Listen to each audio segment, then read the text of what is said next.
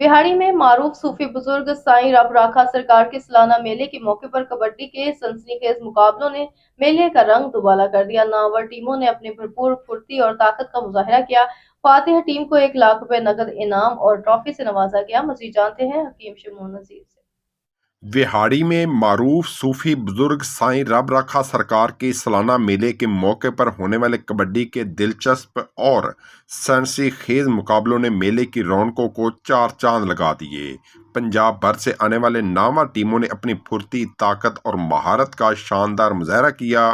Final टाकरा 76 WB ठिंगी और 75 WB Vehari की टीमों के दरमियान हुआ, जिसमें कौमी सतह के मशहूर खिलाड़ियों ने भरपूर खेल का मुजाहरा किया।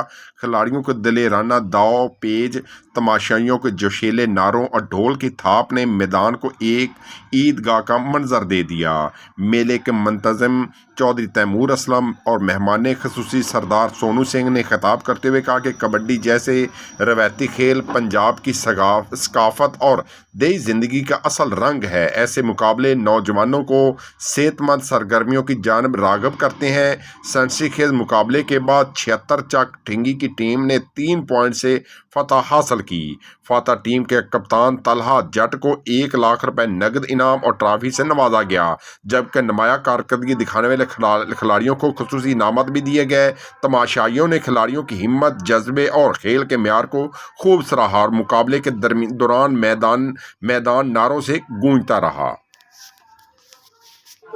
ਅਸੀਂ ਕੱਲ ਵੀ ਇੱਥੇ ਬੜਾ ਅੱਛਾ ਕਬੱਡੀ ਦਾ ਮੈਚ ਦੇਖਿਆ ਵਾ। ਬੜੇ ਬੜੇ ਦੂਰੋਂ ਪਲੇਅਰ ਆਉਂਦੇ ਨੇ।